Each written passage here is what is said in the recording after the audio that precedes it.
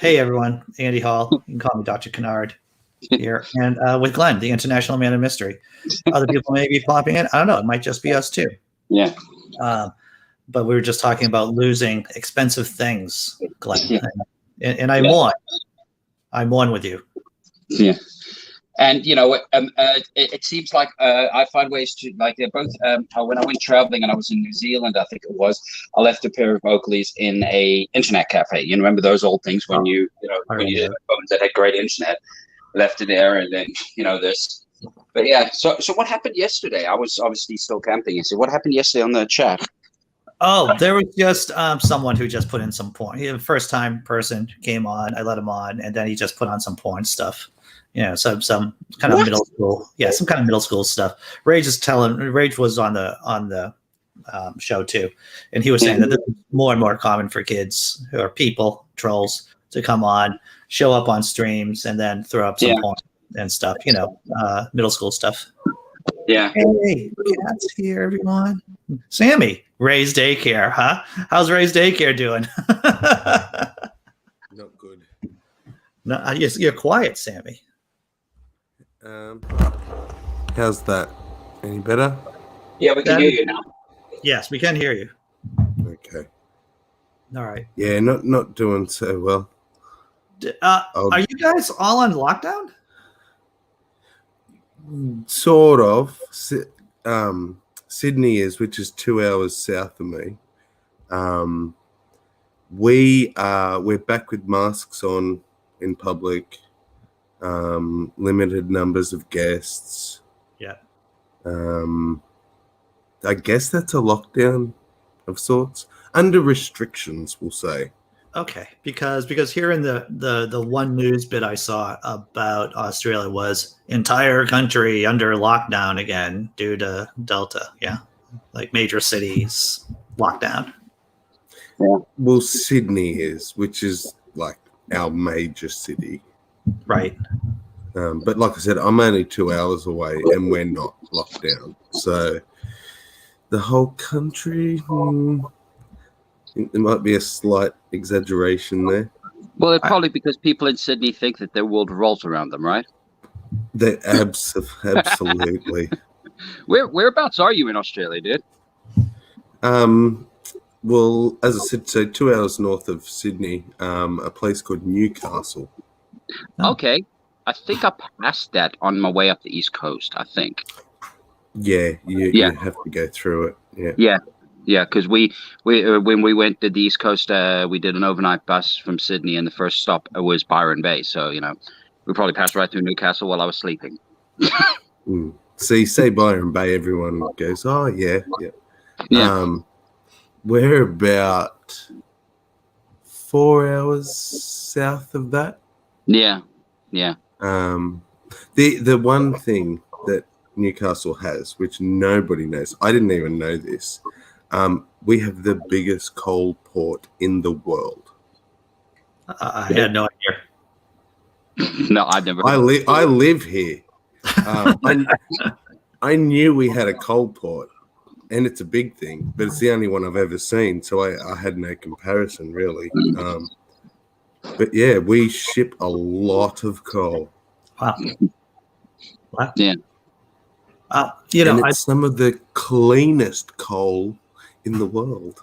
Well, do you do what Donald Trump is? Take it out of the ground and clean it? Because that's apparently how you clean coal, right? Just wash it, yeah. We control our bushfires by just sending the random publican with rakes, which was also a Trump solution to bushfires.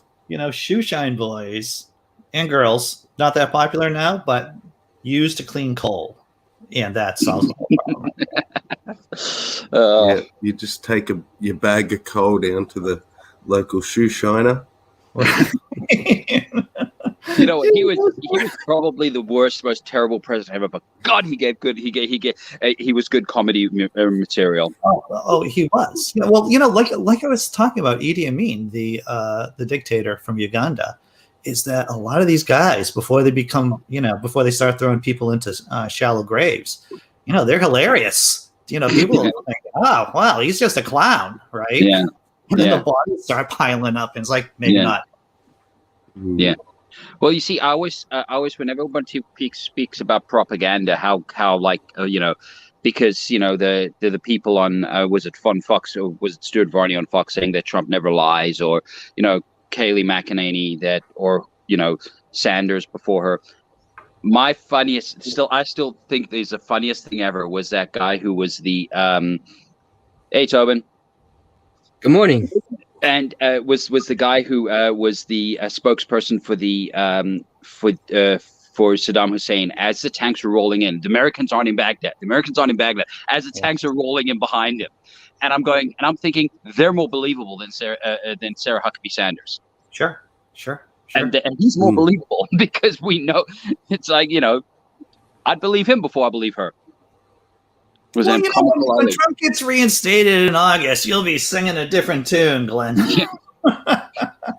Well, and what's even sadder is that there are people who voted for Trump solely on the fact that they believe he is the only president that's never lied, that tells it how it is. Oh, yeah. Yeah.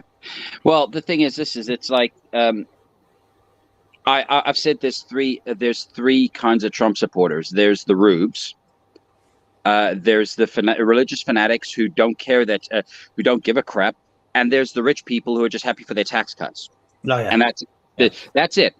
And he somehow, like the rubes. It's just a lack of education, in my opinion, because clearly they can't see through him.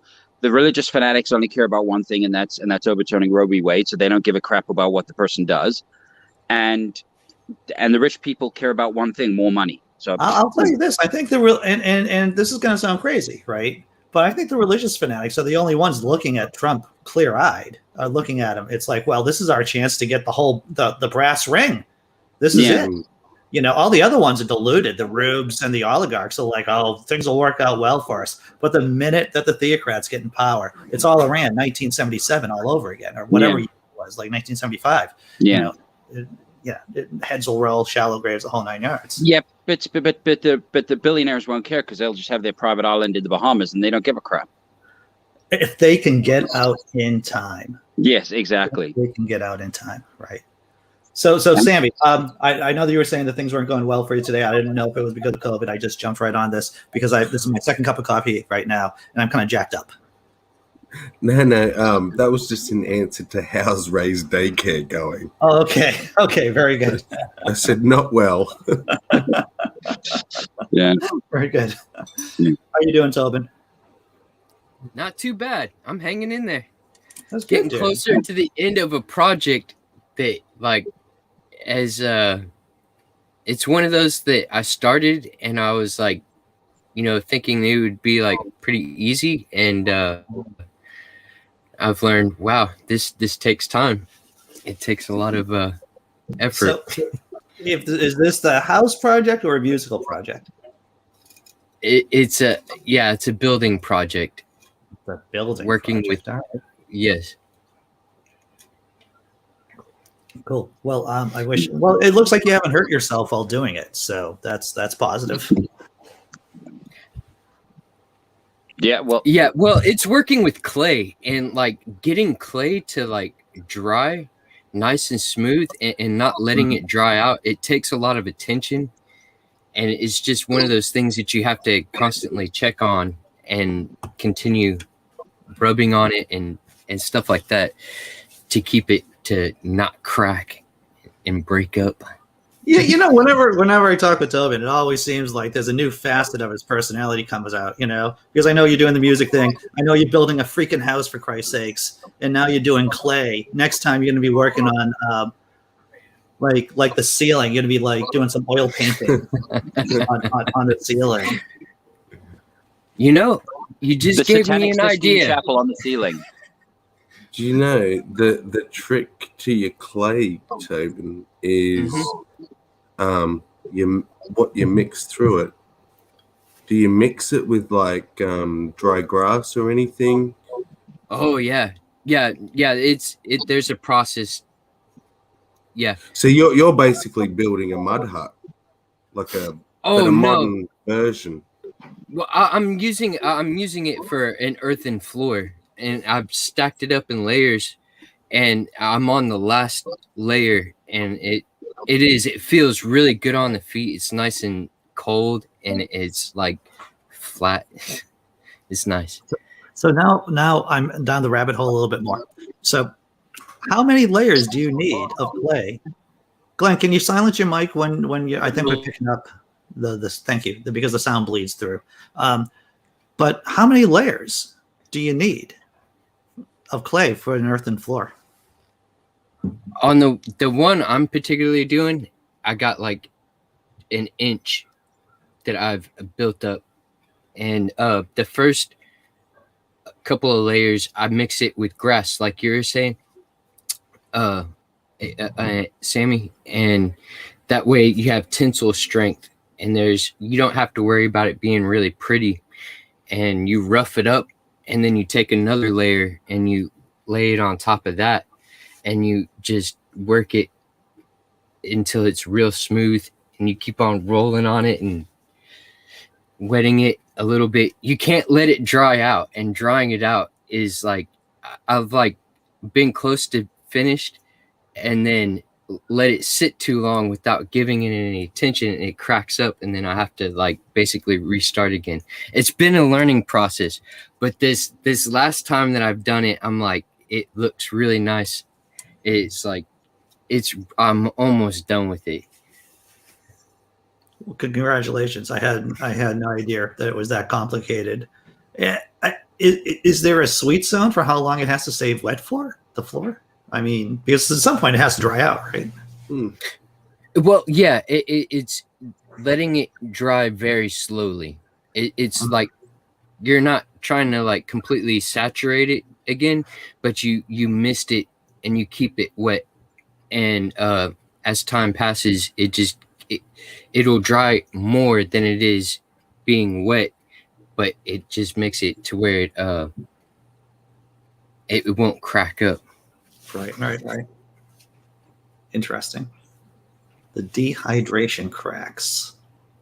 See, I learned about a lot about clay floors and clay in general right now.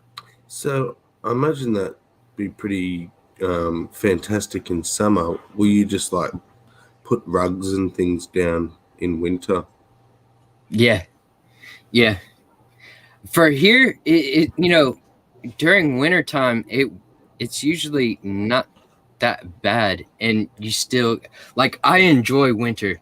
Like I don't like summer because it gets freaking hot, and really this has been one of the most mild summers I've had for a little while. It's been freaking hot here usually. And see, you're thinking ahead, you're getting ready for what's coming. It's only going to get warmer. So Indeed. So Tobin, is this like, hey, how's it going? So do you have to do the wiring for the place too, or you got a buddy doing that? Or? Oh no, I do all that stuff.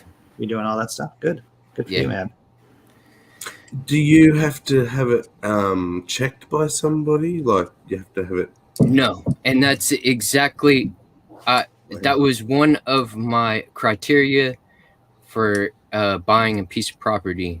Is I was looking for a place that would have no regulations. There's no time allowment for how long it takes me, or there's no HOA, none of that shit. Sounds like you have a little country of Tobin. That's what it sounds like to me. Yeah, I mean, as long as I pay my taxes, and I don't get obnoxious with my neighbors, I think I'll be around here for quite a while. Are you really in the Alaskan bush, Tobin? I'm in the Texas bush. You're in the Texas bush. I'm in the Texas bush. I'd be afraid of being having like a self-sovereign kind of land area, because I don't trust myself, to tell you the truth. If I couldn't wire, I'd have to pay for everything, right? And then if something went wrong, I would just have to call people in to fix it. And also, I don't trust the leadership. I don't trust the leadership of self-sovereignty. And I don't trust that at all. Yeah, it's oh, Kendra's in the back room. Is it your Kendra, Tobin? Yeah. Huh? No. Just some clown. At least it's softcore, right? It wasn't. Because I saw Kendra pop in, and then So once again, reiterating my policy. I was confused because she was like leaving. I was like, wait a minute, is it that far behind in the time zone, like timeline? That really got me messed up. But no, when you looked to the side, I was like, nah, something's not right here. Something's not right. Yeah. Tobin's looking at her like, how are you in there?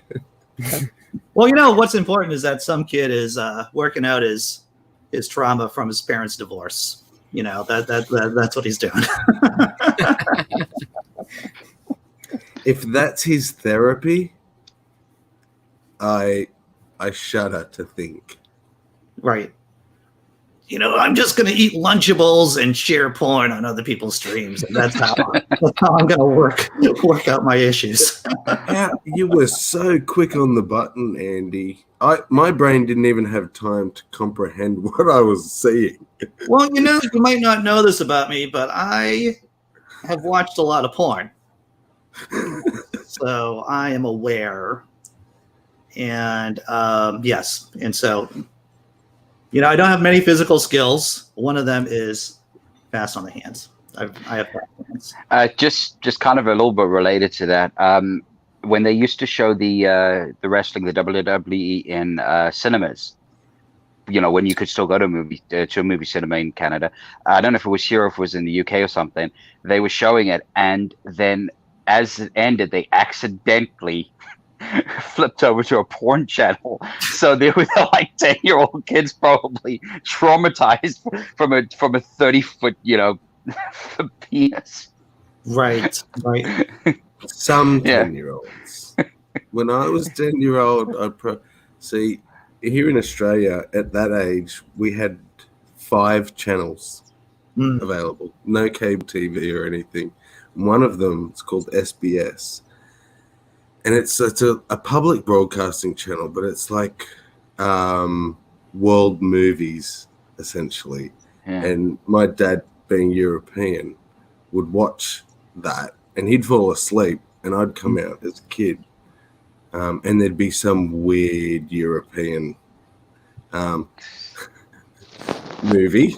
And so, that was sort of my introduction. Is SBS. If there's any Australians here, they'll know instantly what I'm talking about. Yeah. You were talking about Tobin. You were talking about the temperature, like how hot it gets in Texas. There was this meme I saw. I wish I'd saved it or shared it. If I share it, I'll find a way to get it to you guys. It goes, a guy in Canada. It's 35 degrees centigrade, and it's so hot. And then a guy going in the UK or something. Oh, it's 45 here. It's so hot, and then it's centigrade, and then it goes in America. Some guy doesn't know what the hell this is because he doesn't know centigrade. Yeah. Oh yeah. And I was like, that is hilarious. My phone with the measurements and stuff, like I'm constantly checking that. Pretty soon, people keep on saying that stuff, and I'm gonna eventually know it. Go ahead, go on. I find Fahrenheit weird, and this is the only reason I find Fahrenheit weird, because 0 is freezing, and 0 in centigrade is freezing. 100 is boiling, so 100 degrees centigrade is boiling. But then 0, like freezing temperature, is not 0 in Fahrenheit, so I don't quite understand it. I've never learned it, and I'll be flat out admit I'm ignorant when it comes to Fahrenheit. Same thing with miles. If I don't need to know about it, it's wherever I'm at is kilometers. So Don't worry. When the U.S. invades everyone in the next Trump administration, everyone will know Fahrenheit. It's the official. It's the official temperature of Southern Baptists. So everyone will know. Yeah. Yeah, like I said, I never quite understood how 0 can't be 0. You know, like that's just. Yeah, zero is not 0 in Fahrenheit whatsoever. Yeah. Shout out to Mikey in the chat. I don't think I've seen you here before. Mikey Famine. And Casey Randy is here. Hello, Randy. Hope you're doing well. Well, Fahrenheit is better for cooking. Well, that's well, no. The weird thing is that our ovens are at Fahrenheit, but the way we measure temperature is centigrade. So yeah. Please explain, Andy. With regards to Fahrenheit versus Celsius in terms of cooking. So from 0 to 100, right? You have that amount of delineation from water freezing to water boiling. With Fahrenheit, there's obviously a lot more individual numbers from 32 to 212 is what water boils at in Fahrenheit, I believe. And so when you're trying to cook, let's say, a piece of chicken, I imagine if you're going to do an internal temp read on it, it's supposed to be like 165, I believe. Yeah. So I don't even know what that is with Fahrenheit, but I would imagine it's more nuanced. You get a clearer reading about what's safe and what's not safe, what's done and not done. Yeah. Well, I think that 165 is Fahrenheit. I think the internal when they any cooking temperature outside of in Britain where they use, like if you're doing your oven, you're heating it to a gas mark 1 through 8 or something, which is weird because they use gas. So it's like you go and then you have to go on Google. So what temperature is gas mark 8? Because if you're going off a thing, and it was something weird to get when I moved back to England. It was a little weird to get used to, but you get used to it. And I want to bounce off that a little bit too. So with fish, I think it's like 145 degrees Fahrenheit. Yeah. And so I don't know what the difference is in Celsius, but I imagine there's a broader range between like 145 Fahrenheit to 165. And when you're talking about beef too, and you shouldn't be taking the internal temperature of beef. Typically, you should just be using the finger method. You should be fingering your palm. For those of you who know how to cook meat, though I'm a vegetarian, I can cook a mean steak, to tell you the truth. That's the one thing I've cooked in restaurants for 20 years. I still can't quite get steak right. Like it's either going to be rare or it's going to be well done. I've sometimes got it medium rare sometimes, but that's by pure luck. Oh, by pure luck. Well, there you go. What's up, J Mike? I have to take your word for that one, Andy. I don't think I'm seeing what you're seeing there, but. Well, I've never. Okay, so this is going to come surprising. This is going to surprise you. I've never had a temp stick. Like a temp stick is what you use in a kitchen to I've never I'm sure it's on the temp stick, but I've never used the Celsius gauge. I've always just looked at the Fahrenheit, and there seems to be, like I said, more gradation, so you can make a judgment between like something that's so you can be more precise. Be more precise. Thank you. Yes. See, I need an idiot translator for my words, and Sammy, you're the idiot translator. It's like I don't get it. What is he saying? No, that makes perfect sense. That does make perfect sense. Yeah. But like I don't know. Hundreds. It just works. It does. Yeah. Centi. Good old centi. Right. I understand. America doesn't work. The states here, there's so much about the states that doesn't make any sense. And people saying that the Delta variant is more dangerous, but we're still not going to get vaccinated, or you're less likely to get vaccinated. Yeah. Well, I had there was this if I can, I'll try to find it. It was basically a meme saying that health officials are saying that unvaccinated people are more likely to are spreading the Delta variant or something like that, the new variant. And one of my friends goes, "Well, why basically why are you like going after a section of people?" And then I shared it, and my exact thing was because it's true, and the reason for our country should be. We are actually now, I think it's 75. I think it's either provincial or countrywide. we're at 75% first vaccine. We're at 35%, I think, double vaccinated. So we're going to get to 75. But to have true herd immunity, you need to be 85%. Yeah, so and so the same people that are bitching and complaining, that were bitching and complaining about places not being open, about having to wear a mask, are the same people that question the vaccine.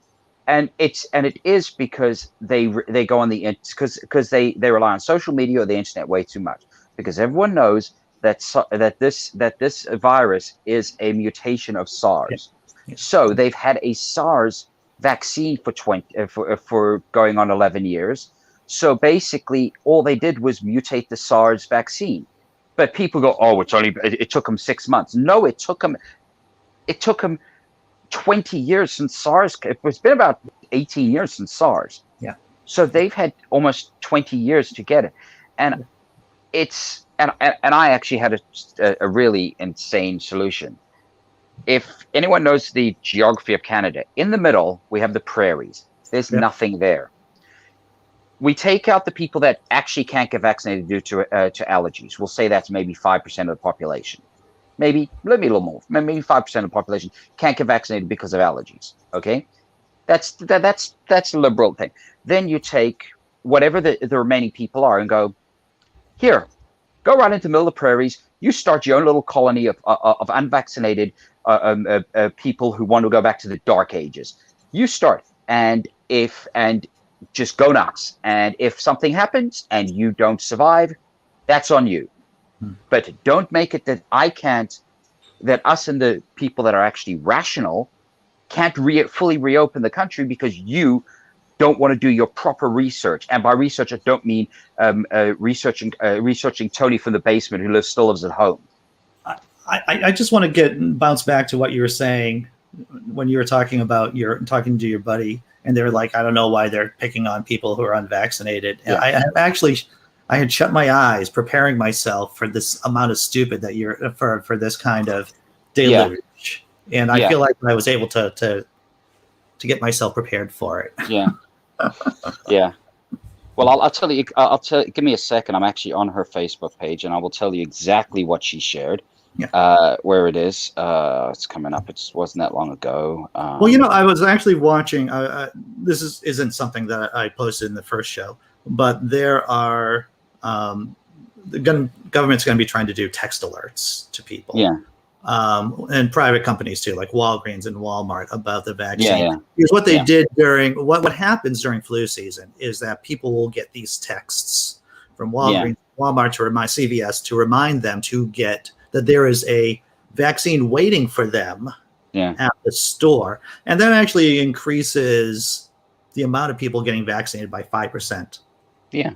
Whether or not text alerts are going to help these people from, getting COVID vaccines, that's a totally different issue. But, that is one possible way, besides, of course, the lotteries and the giveaways and the free donuts, to get people vaccinated.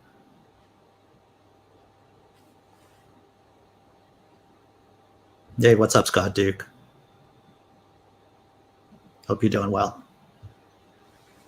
Yeah. But what's going to be great is during flu season too, right? Because you'll have the flu season as well as the Delta variant kicking around. Yeah. Well, the thing is forget the fact that these anti-vaxxers have stopped countries from properly reopening during coronavirus. They brought back the frickin' measles. We'd eradicated that. Yeah. Well, it's these religious exemptions people have too. Yeah. Right. I mean, in Brookline, Massachusetts, there are some conservative Jews, a community of Hasidic Jews who won't get vaccinated because of their deeply held psychosis, and they are creating an environment where you can have breakthrough infections, even if you've already been vaccinated. They're super rare, but they're putting the rest of us in danger. Yeah. Well, hey, listen, it's religious dogma, and it also happens to be that that Oprah Winfrey didn't push back on some Playboy bunny because when she went on, I hold Oprah partly responsible for that, because when Jenny McCarthy went on her show and basically said that my kid became autistic. Yeah. I don't care if you're a celebrity, a talk show host. You push back on that shit.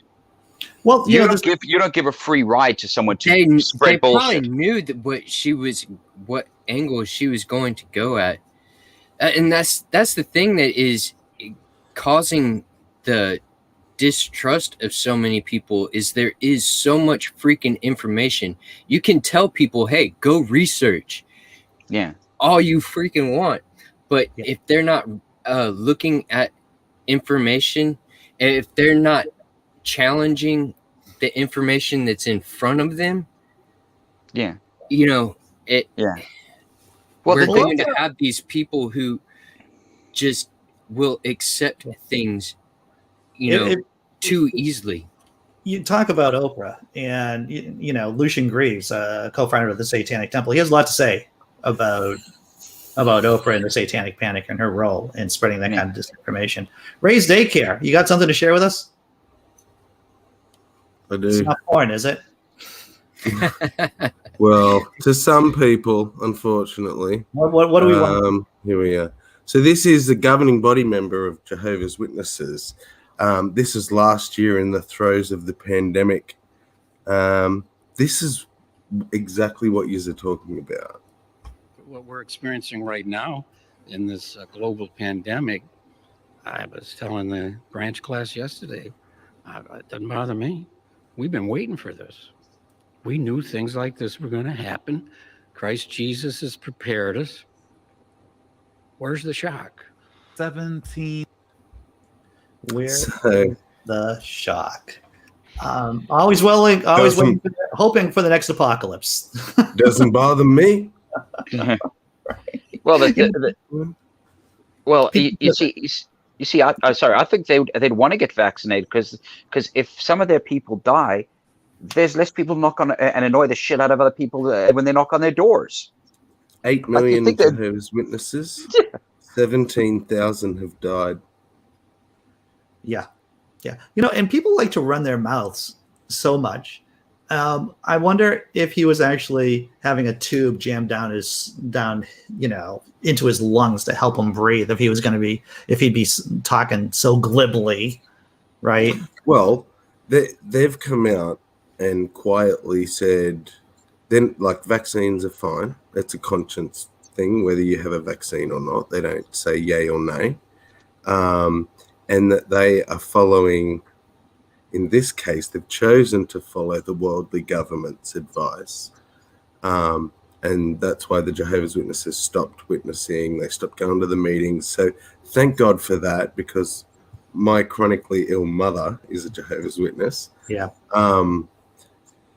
But at the same time, keeping that mentality in the rank and file of that this doesn't matter because God's got it.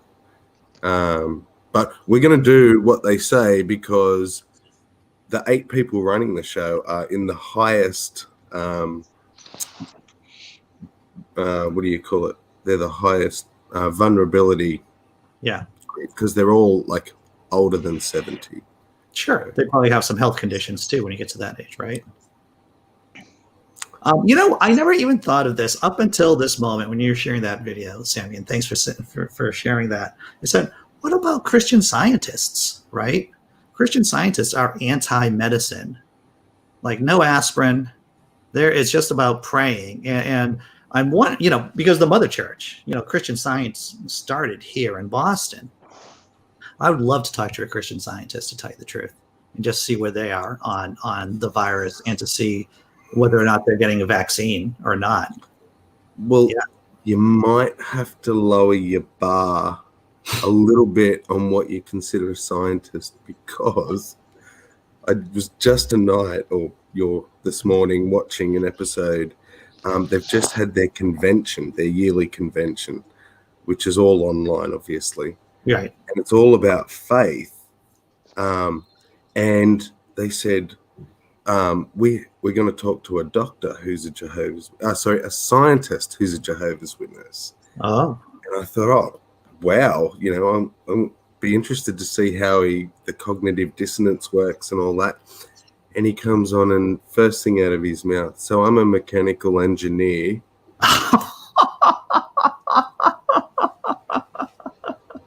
One, you're not a scientist. Those are the same. Yeah. Yeah. You know, yeah.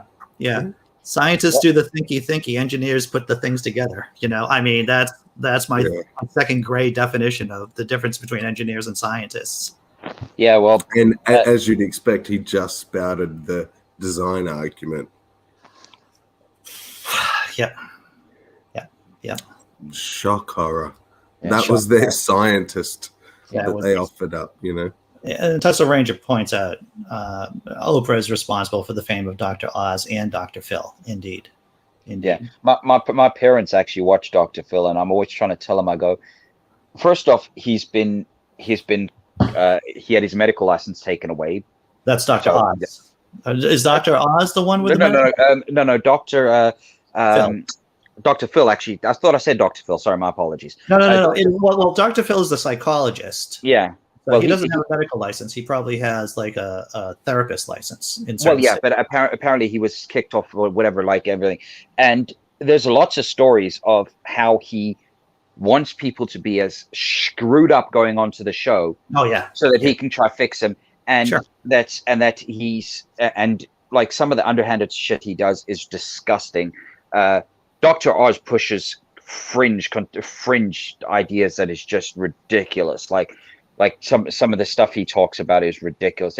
They both are dangerous, like really dangerous, you know. And there's Skeptic magazine, and there is the Skeptic doc, Harriet. I forget what the last name is, and I read that every once in a while. And you find out about what we actually know for good health in terms of diet. It's not a lot. It's not a whole lot. And running a whole series like, you know, science-based medicine on how to keep yourself alive. It wouldn't be it would be basically go out and get some exercise, don't eat a lot of crap, get decent sleep. Oh, that's the show, everyone. Take care. Bye. Yeah, but those, what's that? We have this Aussie chef guy. Forget his name. I'll look him up. Really famous in Australia. Hosted like My Kitchen Rules and all stuff like that. Pete Evans.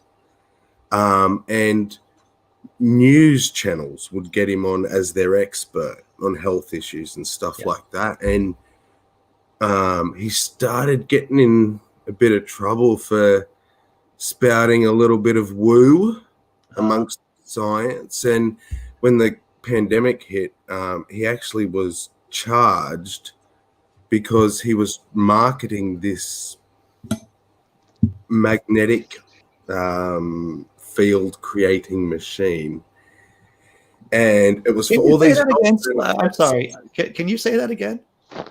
Magnetic field generator, I suppose, is essentially all it was, if it even did that, with some flashing lights and so on. But he lists all the health benefits, and the reason he got in trouble is he chucked in that list COVID. Oh.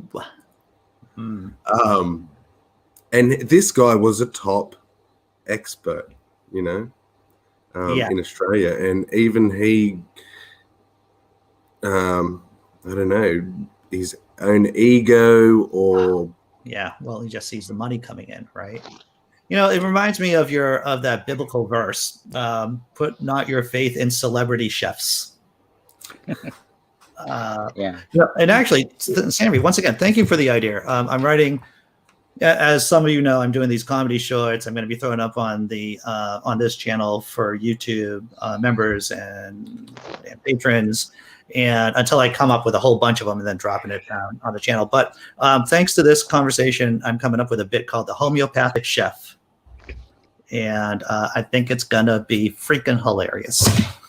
Well, you were saying like you were saying about like how to lose weight and how to say, because there's all those fad diets. There's the Atkins, which turn out to be crap. The ketogenic one is dangerous because you cut out all the stuff. If you could never have that stuff again. Yeah, like you know.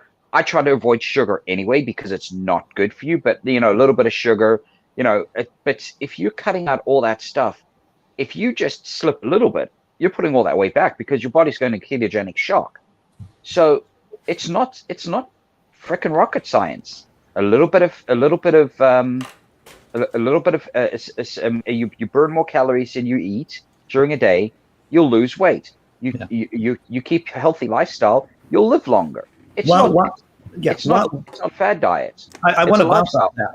While we don't know a whole lot about nutrition and food and but there's a lot to learn about behaviorism and to learn about trying to change behavior. That's where the nuts and the bolts, the difficulty comes in, I think, in terms of controlling behavior. Rage, how you doing? I didn't expect you to hear.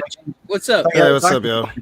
Yeah, they didn't do anything, so I was right in and right out. Yeah. What the fuck does that mean? They didn't do anything. They just said, "Hey, you're still alive. Good job. See you later." Pretty much. Come back, see me in a year. It's like, I don't know. I don't think there's any fixing me at this point. But was this for the vascular surgeon? Yeah.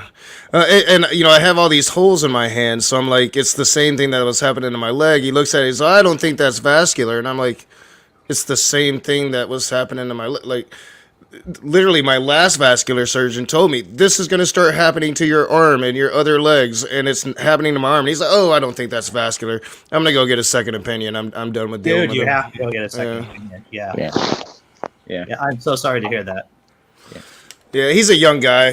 He's a new doctor. My old one isn't there anymore. So yeah, just a second opinion, and if it's the same, then I'll trust this new guy. But right now, it's just you're not doing nothing for me right now. You're just wasting my time bringing me into these appointments.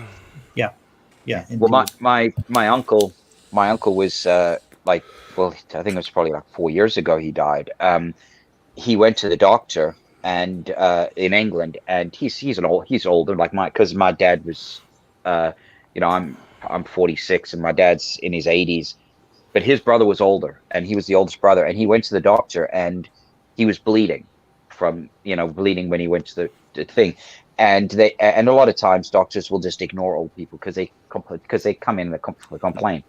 It turned out to be prostate cancer, and if they maybe could have saved him if they'd caught it earlier, but so. And that's what I'm afraid of. Like, I have a very progressed vascular disease. They told me it's always been very progressed. The last doctor was telling me this is going to start happening in your hands and your other leg. It's happening in my other leg. It's happening in my hands. Like, I'll show you. It's I know KCA was saying stigmata, but no, it's just like, it's where I have no circulation and the blood just burst out of my skin. It happens in my legs as well. And he's like telling me, like, maybe he's right, probably is, but I'm definitely gonna go to Kalamazoo, get a second opinion on it. So is that I have an idea that I thought of the other day.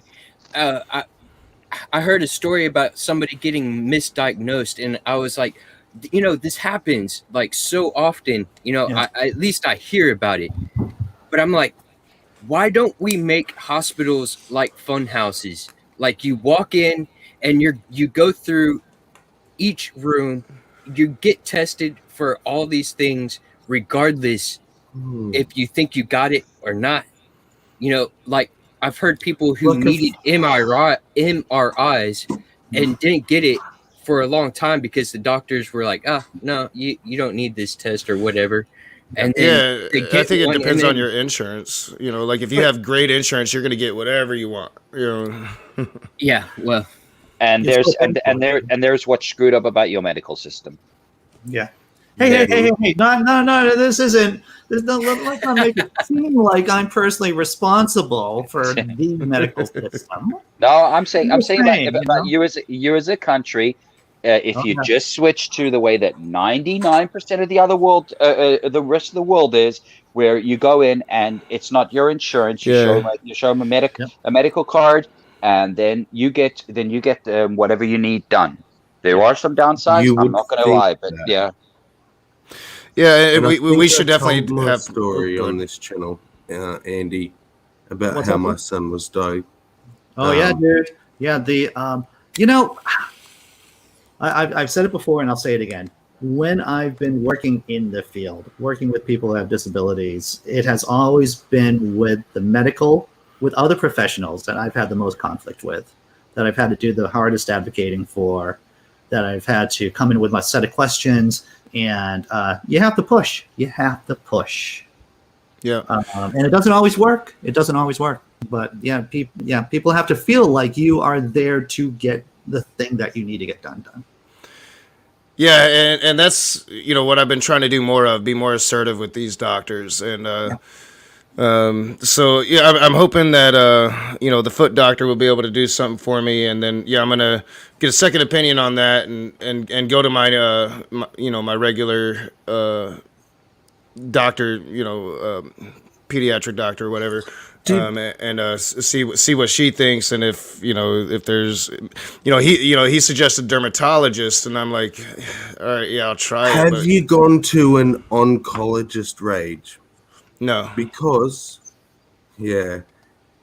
what you just showed me, and I'm no doctor, and I'm not giving you advice other than to maybe go to another doctor, and I suggest an oncologist. I had a partner, the mother of my eldest son, had the exact same thing on her legs and her hands. And what it ended up being was something to do with her platelets.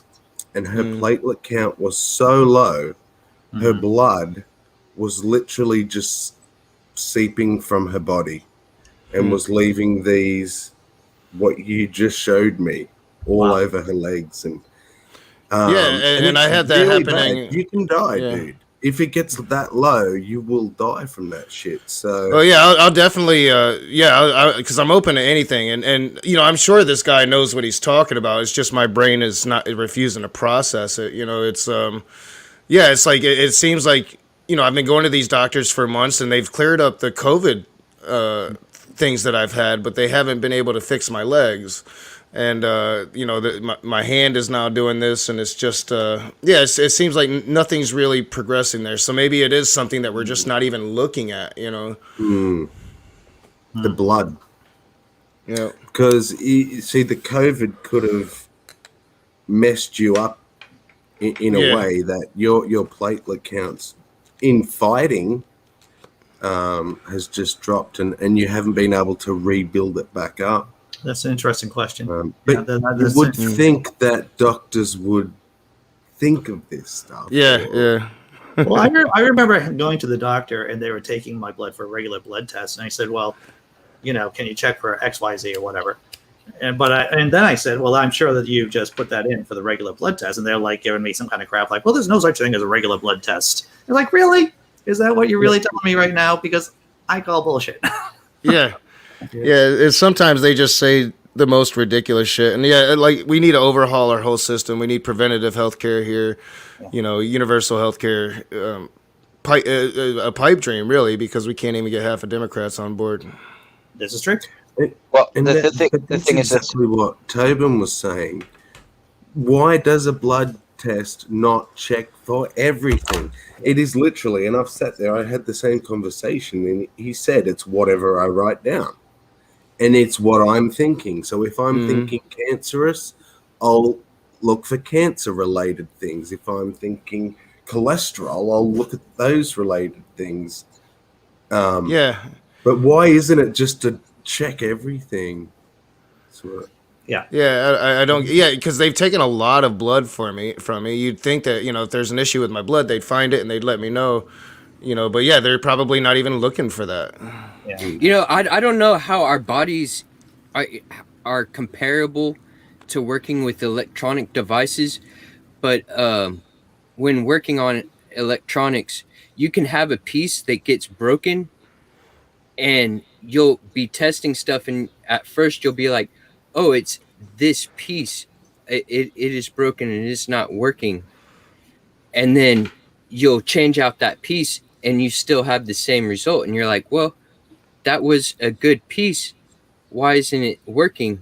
And what happens is you have one component that is broken, and it's absorbing all the energy and stuff, and it makes it look like this is broken over here. Like, it can troubleshooting things electronic wise is pretty crazy, but I wonder how comparable it is to our bodies. I think if you talk to a lot of doctors, or at least my exposure from my discussion with the doctors, there's a lot of art, or what they consider to be art, in diagnosis and in treatment. And that's scary, to tell you the truth. Yeah. Oh, it is. I've heard the same about, master surgeons. They see it as an art, and it's like, yeah, it does get scary once you really think about the nuance, and these people are going inside of you. I might be having a surgery soon. I'm scared shitless. I ain't gonna lie. Whenever I've gone under the knife, it has created, even for simple things. Anytime I go under, I'm like, well, I've had a good run. Yeah, it's like that. I'm automatically like assuming I'm probably not going to wake up, so I'm gonna have that video ready for my kid, and I'm gonna do my will and all that good stuff. Is in order. But I will say this is that as we enter the age of big data, right, the of supercomputers and AI, I think a lot of the art's going to be what we consider art is just ignorance, right? It's just the idea that we just cannot handle all of this data all at once and on a regular basis. So perhaps there'll be less art in medicine and more science as well, and this is going to sound very layperson to say, but I'm going to say it. But there's a lot of shit art out there that I do not understand. It's like, you just splotched some paint on a big white canvas, and then you give it a story, but it's kind of hot air. Yeah. So what it becomes, at least, and I've heard other people say this. This is not an original thought by me whatsoever. Is that at a certain point, modern art, non-representational art, becomes the philosophy of art. You've just kind of crossed over this boundary, this kind of this miasma, this ambiguous boundary from looking at art and enjoying it as art to now you're thinking more about what is art than actually enjoying it. Well, it's you talk about art, and the thing is, I realize I could be an artist because all I have to do is take a blank canvas, draw a red stripe right across, and call it the representation of religion in the world, and I could sell a thing for $300,000. Well, you just have to get enough people to agree that it's art. Yeah. Well, I mean, honestly, it's because that won't work with me. Yeah. Well, yeah, but you see, I'll take it to the rich New York elite, and they'll eat that shit up, Well, yeah, it depends on what flavor of art that they're looking at. I will say this, and I've said this story before, is that there was a Mark Rothko exhibit, and now Rothko just does these black on black paintings, and sometimes there's just different, cubes of paint amongst other cubes of paint. And I could not appreciate it until I was actually standing 6 inches away from it, where I got to see the layers of paint in there. And it's like, oh, I understand why this is art now, because there is definitely subtlety there. And especially when you're sitting 6 inches away from this huge piece of black art that is just layers of darkness on top of each other. And it's weird, man. It's like some kind of Lovecraftian kind of immensity of the experience. See, that is, I do consider that art because there's some thought put into that, and it's actually done something. It's not just a spot on a big white sheet, but it reminds me of something I've seen recently. Someone bought the blackest paint available. I can't remember the name of this black, but he painted an entire room, floor and everything.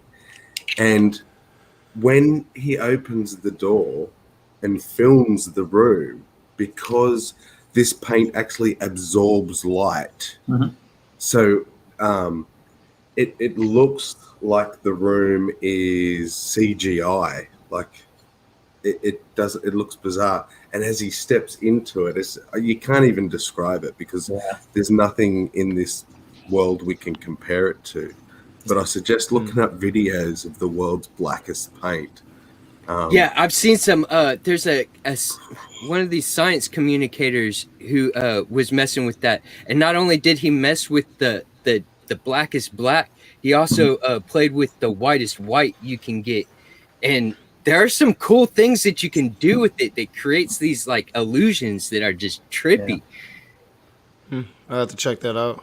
Never even really thought about it, but yeah, that's pretty good idea. Did you hear about this this room that is supposed to be, the way its acoustics are done, it's the quietest room. So when you're in there, you can actually hear yourself, like you hear your heartbeat and hear yourself breathe. Apparently, when they've done the acoustics, I don't know where it is, but it's weirdly eerie, and they say you really can't be in there very long because you start to get like it's just weird on the body. I feel like my tinnitus would be cranked up. Oh yeah, well this is true. You know, this is interesting too, and it's good that you point this out. Is that in the absence of new stimulation, if you're just in the same environment all the time, like if you're in the woods, for an example, or if you're just on the ocean, there's nothing but open ocean, that's sensory deprivation for all intents and purposes. And that's why people hallucinate crap, right? Because in lieu of new or novel stimulation from your senses, the brain will just make crap up. And so that explains things like elves, dwarves, out in the woods. If you're just in the woods and it's constant stimulation of just green woods and trees, then you'll start hallucinating, or you'll be like that in open water too. Sea monsters. Oh yeah. Or when white out the snowy places. I've always been a writer. I've written several books. I've never really tried to do anything with them, but I'm actually thinking about like really trying to start doing something with my writing. And when I'm trying to be creative, or when I'm trying to come up with a world, because I usually write fantasy stories, then I will go out into the middle of the woods and I will just stay out there for hours and hours, and I'll have my little notebook, and eventually I will create that freaking world. And it's because, it's like my mind is in hyperdrive almost. Yeah, dude. So I want to close this off, but I see that Ray's Daycare has another video. What are we going to be watching, Sammy? Pete Evans' Woo Machine.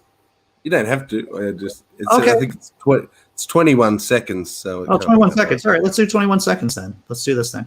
Okay. Back to you, we have breaking news. Celebrity chef Pete Evans has been fined almost $80,000 by the medical watchdog for unlawful advertising.